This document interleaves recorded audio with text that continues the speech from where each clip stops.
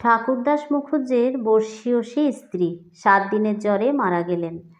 বৃদ্ধ মুখোপাধ্যায় মহাশয় ধানের কারবারে অতিশয় সঙ্গতিপন্ন। তার 4 ছেলে 3 মেয়ে। ছেলে মেয়েদের ছেলেপুলে হইয়াছে। জামাইরা প্রতিবেশীর দল, চাকর বাকর, সে যেন একটা উৎসব বাঁধিয়া গেল।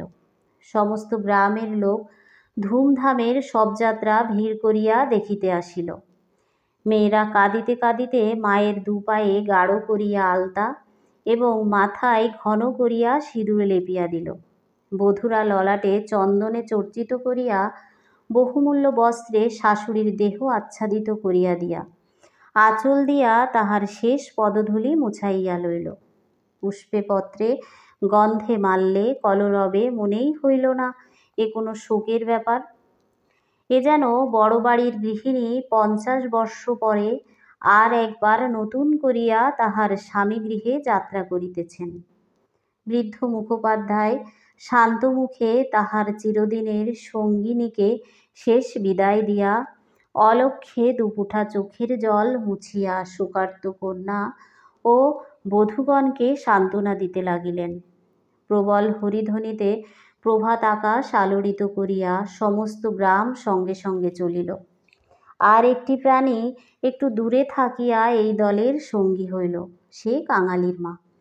সে তাহার কুঠির প্রাঙ্গণে গোটা কয়েক বেগুন তুলিয়া এই পথে হাটে চলিয়াছিল। এই দৃশ্য দেখিয়া আর নড়িতে পারিল না। রহিল তাহার হাটে যাওয়া, রহিল তাহার আঁচলে বেগুন বাঁধা। সে চোখের জল মুছিতে মুছিতে সকলের পেছনে শ্মশানে আসিয়া উপস্থিত হইল। গ্রামের একান্তে গরুর নদীর তীরে শ্মশান। সেখানে পূর্বাহ্নেই কাঠের ভার, চন্দনের টুকরা, ঘৃত, মধু, ধূপ, ধুনা প্রভৃতি উপকরণ সঞ্চিত হইয়াছিল। কাঙালির মা ছোট জাত, দুলের মেয়ে বলিয়া কাছে যাইতে সাহস পাইল না। তফাতে একটা উঁচু ডিবির মধ্যে দাঁড়াইয়া সমস্ত অন্ত্যেষ্টিক্রিয়া প্রথম হইতে শেষ পর্যন্ত উৎসুক আগ্রহে চোখ মেলিয়া দেখিতে লাগিল।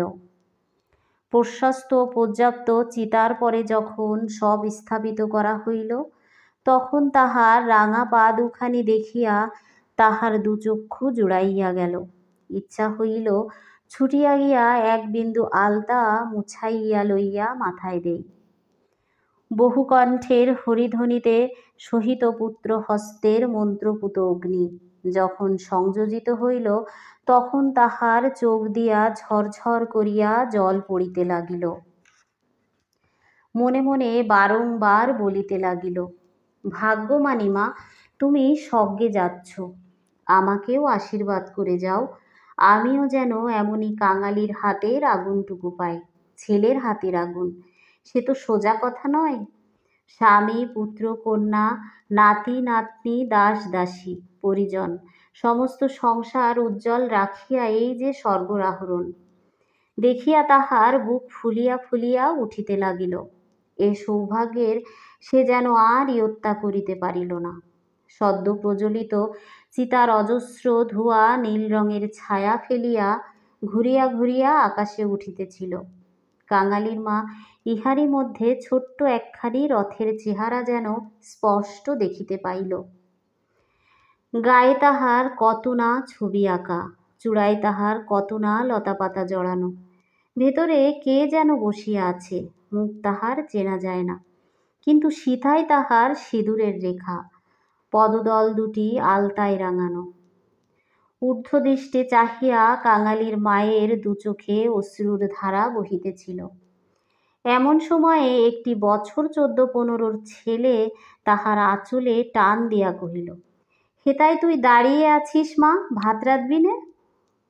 মা চমকইয়া ফিরিয়া চাহিল, কহিল, রাঁধব ক্ষণ রে। হঠাৎ উপরে অঙ্গুলি নির্দেশ করিয়া ব্যগ্র স্বরে কহিল, দেখ দেখ বাবা, বামুন মা ওই রথে চড়ে স্বর্গে যাচ্ছে। ছেলে বিস্ময়ে মুখ তুলিয়া কহিল, কই? ক্ষণকাল নিরীক্ষণ করিয়া শেষে বলিল, তুই খেপেছিস, ও তো ধোঁয়া। রাগ করিয়া কহিল, বেলা দুপুর বাজে, আমার খিদে পায় না বুঝি?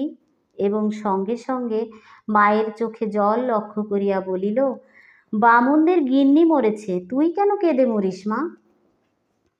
কাঙালির মার এতক্ষণ হুঁশ হইল। পরের জন্য শ্মশানে দাঁড়াইয়া এভাবে অশ্রুপাত করায় সে মনে মনে লজ্জা পাইল।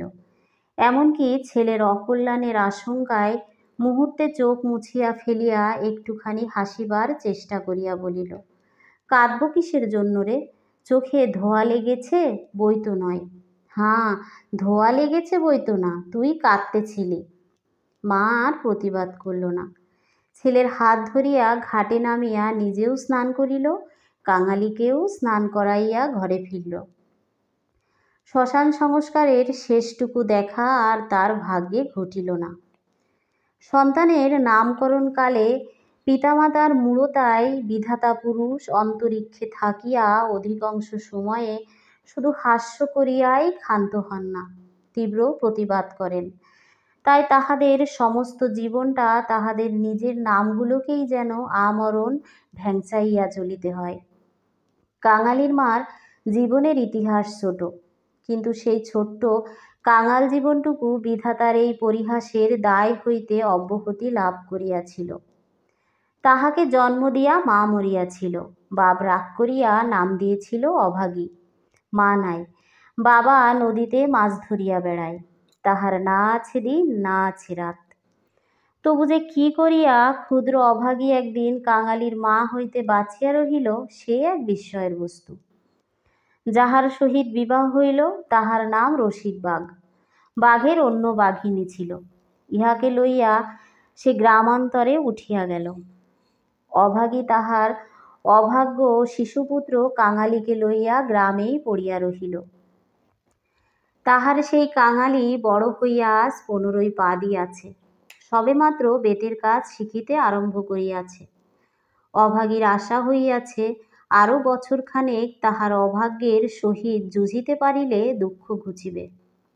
এই দুঃখ যে কি, যিনি দিয়াছেন তিনি ছাড়া আর কেউই জানে না। কাঙালি পুকুর হইতে আচাইয়া আসিয়া দেখিল তাহার পাতের ভুক্তাবশেষ মা একটি মাটির পাত্রে ঢাকিয়া রাখিতেছে। আশ্চর্য হইয়া জিজ্ঞাসা করিল, তুই খেলি নে মা? বেলা গড়িয়ে গেছে বাবা, এখন আর খিদে নেই। ছেলে বিশ্বাস করিল না, বলিল, না খিদে নেই বই কি, কই দেখি তোর হাড়ি। এই ছলনায় বহুদিন কাঙালির মা কাঙালিকে ফাঁকি দিয়া আসিয়াছে। সে হাড়ি দেখিয়া তবে ছাড়িল, তাহাতে আর একজনের মতো ভাত ছিল। তখন সে প্রসন্ন মুখে মায়ের কোলে গিয়া বসিল।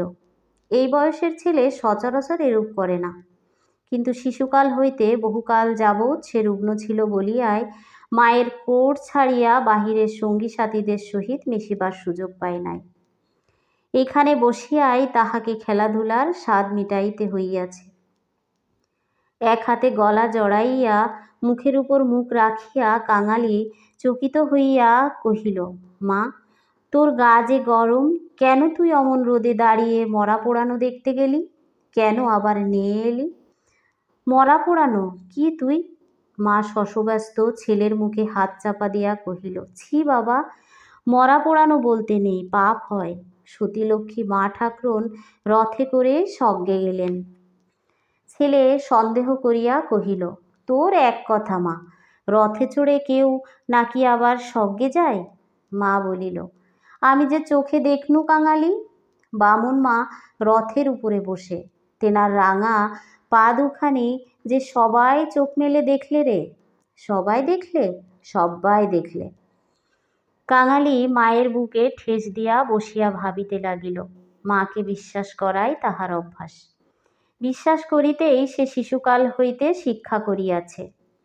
সেই মা যখন বলিতেছে সবাই চোখ মেলিয়া এত বড় ব্যাপার দেখিয়াছে, তখন অবিশ্বাস করবার মতো আর কিছু নাই। খানিক পরে আস্তে আস্তে কহিল, তাহলে তুইও তো স্বর্গে যাবি মা। বিন্দির মা সেদিন রাখালের পিসিকে বলতেছিল, কাংলার মার মতো সতীলক্ষ্মী আর এই দুলোপাড়ায় নেই। কাঙালির মা চুপ করিয়া রহিল। কাঙালি তেমনি ধীরে ধীরে কহিতে লাগিল, বাবা যখন তোরে ছেড়ে দিল তখন তোরে কত লোক তো নিকে করতে সাদাসাদি করলে, কিন্তু তুই বললি না, বললি কাঙালি বাঁচলে আমার দুঃখ ঘুচবে। আবার নিকে করতে যাব কিসের জন্য?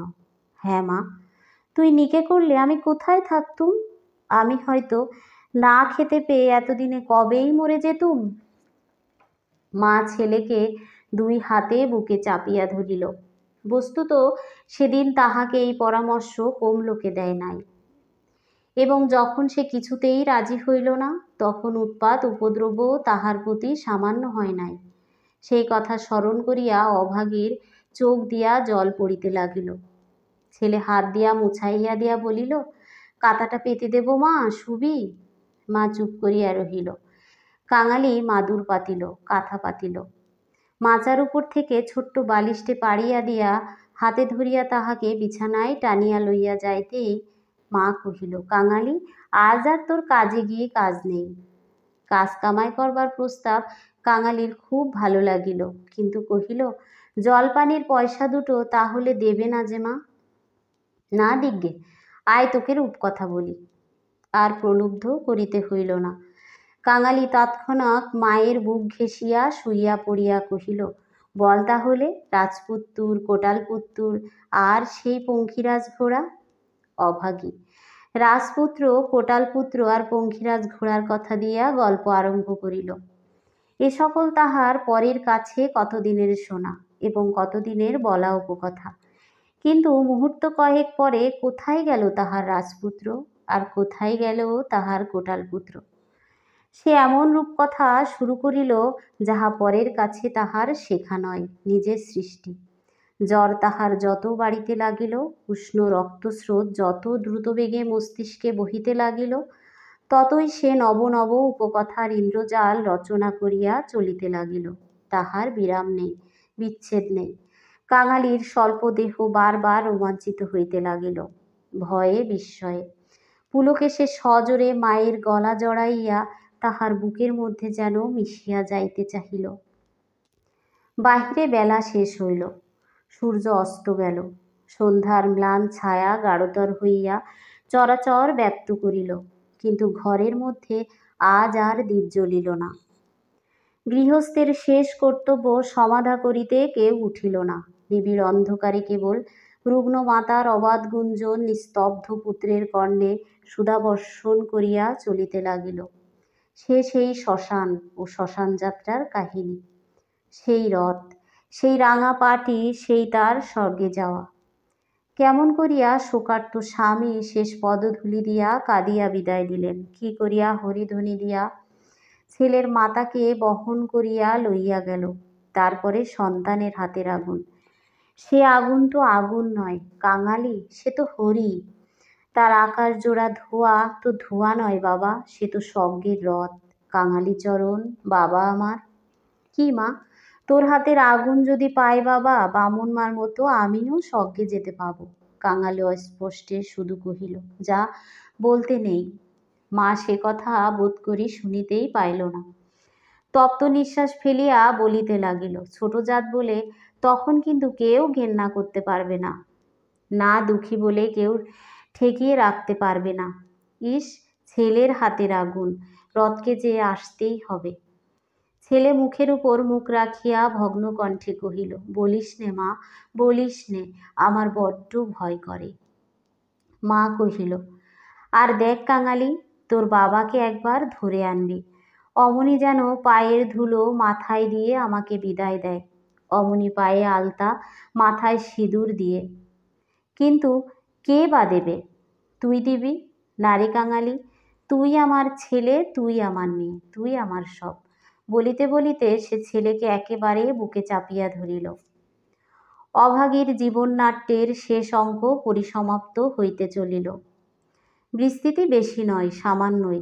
বোধ করি ৩০টা বছর আজও পার হইয়াছে কি হয় নাই, শেষও হইল তেমনি সামান্যভাবে। গ্রামে কবিরাজ ছিল না, ভিন গ্রামে তাহার বাস। কাঙালি গিয়া কাদাকাটি করিল, হাতে পায়ে পড়িল, শেষে ঘটি বাধা দিয়া তাহাকে ১ টাকা প্রণামী দিল। তিনি আসিলেন না, গোটাচারেক বড়ি দিলেন। তাহার কত কি আয়োজন! খোল, মধু, আদার সত্ত্ব, তুলসী পাতার রস।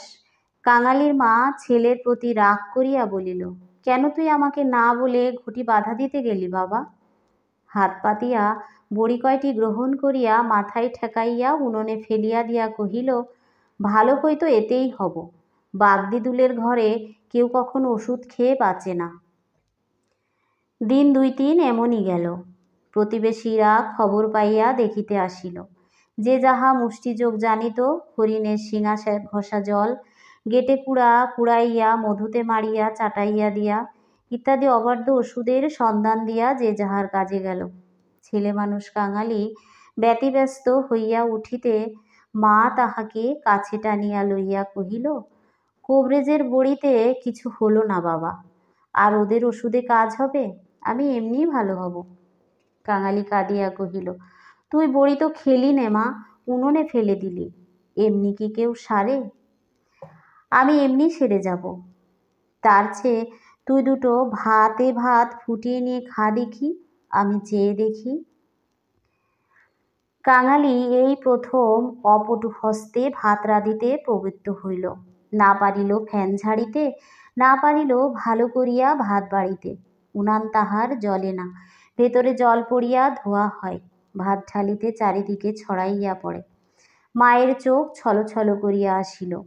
নিজে একবার উঠিবার চেষ্টা করিল, কিন্তু মাথা সোজা করিতে পারিল না। শয্যায় লুটাইয়া পড়িল। খাওয়া হইয়া গেলে ছেলেকে কাছে লইয়া কি করিতে হয় বিধিমতে উপদেশ দিতে গিয়া তাহার ক্ষীণকণ্ঠ থামিয়া গেল। চোখ দিয়া কেবল অবিরল ধারায় জল পড়িতে লাগিল। গ্রামে ঈশ্বর নাপিত নারী দেখিতে জানিত। পরদিন সকালে সে হাত দেখিয়া তাহারই সম্মুখে মুখ গম্ভীর করিল, দীর্ঘশ্বাস ফেলিয়া এবং শেষে মাথা নাড়িয়া উঠিয়া গেল। কাঙালির মা ইহার অর্থ বুঝিল, কিন্তু তাহার ভয় হইল না। সকলে চলিয়া গেলে সে ছেলেকে কহিল, এইবার একবার তাকে ডেকে আনতে পারিস বাবা?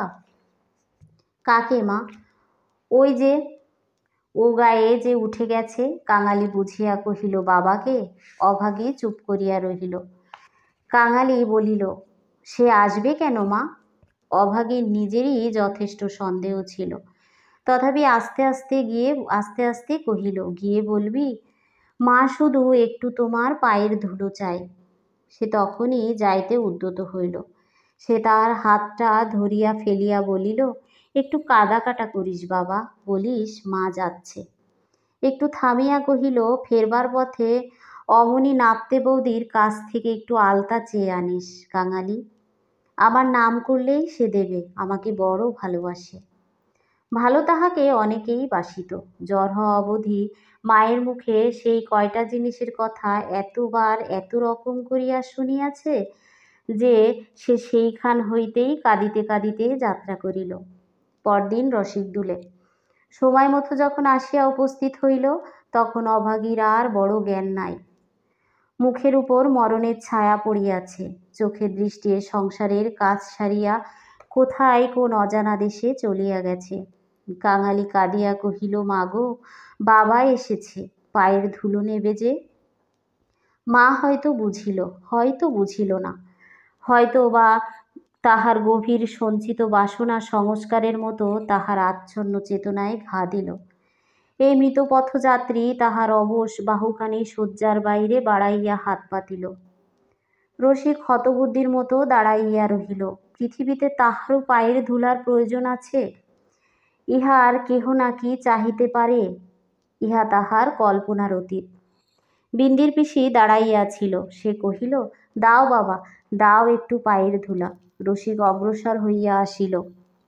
জীবনের যে স্ত্রীকে সে ভালোবাসা দেয় নাই, অসন বসন দেয় নাই, কোনো খোঁজ খবর করে নাই, মরণকালে তাহাকে সে শুধু একটু পায়ের ধুলো দিতে গিয়া কাঁদিয়া ফেলিল। রাখালের মা বলিল, এমন সতীলক্ষ্মী বামন কায়েতের ঘরে না জন্মে ও আমাদের দুলের ঘরে জন্মালো কেন? এইবার ওর একটু গতি করে দাও বাবা। কাঙালের হাতের আগুনের লোভ ও যেন এই প্রাণটা দিল। অভাগীর অভাগ্যের দেবতা অগোচরে বসিয়া কি ভাবিলেন জানি না, কিন্তু ছেলে মানুষ কাঙালি বুকে গিয়া এ কথা যেন তীরের মতো বিঁধিল।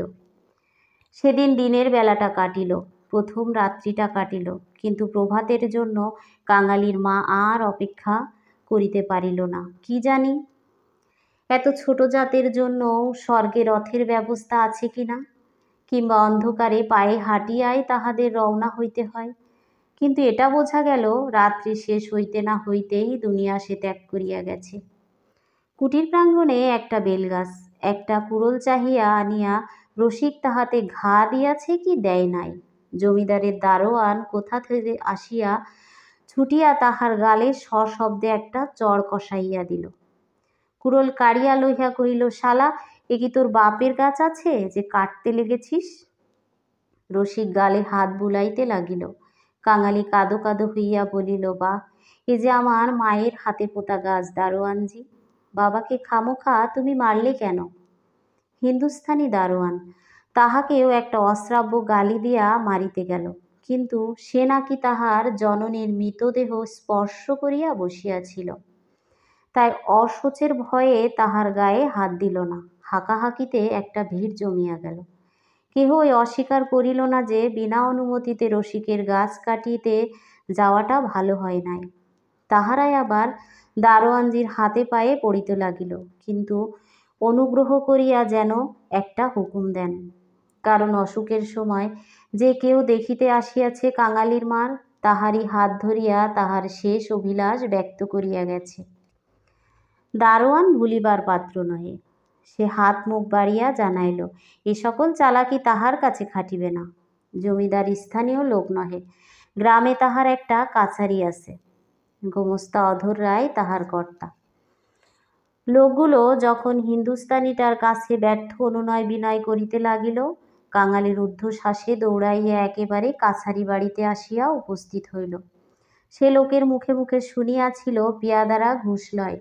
তাহার নিশ্চয় বিশ্বাস হইল, অত বড় অসঙ্গত অত্যাচারের কথা যদি কর্তার গোচর করিতে পারে, তো ইহার একটা প্রতিবিধান না হইয়া পারে না। হায় রে অনভিজ্ঞ! বাংলাদেশের জমিদার ও তাহার কর্মচারীকে সে চিনিত না। সদ্য মাতৃহীন বালক শোকে উত্তেজনায় উদ্ভ্রান্ত হইয়া একেবারে উপরে উঠিয়া আসিয়াছিল। অধর রায় যেই মাত্র সন্ধ্যাহ্নিক ও যৎসামান্য জলযোগান্তে বাহির আসিয়াছিলেন, বিস্মিত ও ক্ষুব্ধ হইয়া কহিলেন, কে রে? আমি কাঙালি। দারোয়ানজি আমার বাবাকে মেরেছে। বেশ করেছে, হারামজাদা, খাজনা দেয় না বুঝি? কাঙালি কহিল, না বাবু মশাই, বাবা গাছ কাটতেছিল, আমার মা মরেছে। বলিতে বলিতে সে কান্না আর চাপিতে পারিল না। এই কান্নাকাটিতে অধর অত্যন্ত বিরক্ত হইলেন। ছোড়াটা মরা ছুঁইয়া আসিয়াছে, কি জানি এখানকার কি ছুঁইয়া ফেলল নাকি। ধমক দিয়া বলিলেন, মা মরেছে তো যা নিচে নেবে দাঁড়া। ওরে, কে আছিস রে? এখানে একটু গোবর জল ছড়িয়ে দে। কি জাতের ছেলে তুই? কাঙালি সভয়ে প্রাঙ্গণে নামায় দাঁড়াইয়া কহিল, আমরা দুলে। অধর কহিলেন, দুলে? দুলের মরার কাঠ কি হবে শুনি? কাঙালি বলিল, মা যে আমাকে আগুন দিতে বলে গেছে। তুমি জিজ্ঞেস করো না বাবু মশাই, মা যে সব্বাইকে বলে গেছে, সকলে শুনেছে যে। মায়ের কথা বলতে গিয়ে তাহার অনুক্ষণে সমস্ত অনুরোধ উপরোধ মুহূর্তে স্মরণ হইয়া কণ্ঠ যেন তাহার কান্নায় ফাটিয়া পড়িতে লাগিল। অধর কহিলেন, মাকে পোড়াবি তো গাছের দাম 5 টাকা আনগে পারবি? কাঙালি জানিত তাহা অসম্ভব। তাহার উত্তরীয় কিনিবার মূল্যস্বরূপ তাহার ভাত খাইবার পিতলের কাশিটি বিন্দির পিসি 1 টাকায় বাধা দিতে গিয়াছে। সে চোখে দেখিয়া আসিয়াছে। সে ঘাড় নাড়িল, বলিল, না। অধর মুখখানা অত্যন্ত বিকৃত করিয়া কহিলেন, না তো, মাকে নিয়ে নদীর চড়ায় পুঁতে ফেলগে যা। কার বাবার গাছে তোর বাবা কুড়োল ঠেকাতে গেল? পাজি, হতভাগ্যা নচ্ছর। কাঙালি বলিল, সে যে আমাদের উঠানের গাছ বাবু মশাই, সে যে আমার মায়ের হাতে পোতা গাছ। হাতে পোতা গাছ? পাড়ে বেটাকে গলা ধাক্কা দিয়ে বের করে দিত। পাড়ে আসিয়া গলা ধাক্কা দিয়া এবং এমন কথা উচ্চারণ করিল যাহা কেবল জমিদারের কর্মচারীরাই পারে। কাঙালি ধুলা ছাড়িয়া উঠিয়া দাঁড়াইল, তারপরে ধীরে ধীরে বাহির হইয়া গেল। কেন সে যে মার খাইল, কি তাহার অপরাধ, ছেলেটা ভাবিয়াই পাইল না। গোমস্তা নির্বিকার চিত্তে দাগ পর্যন্ত পড়িল না, পড়িলে এ চাকরি তাহার জুটিত না।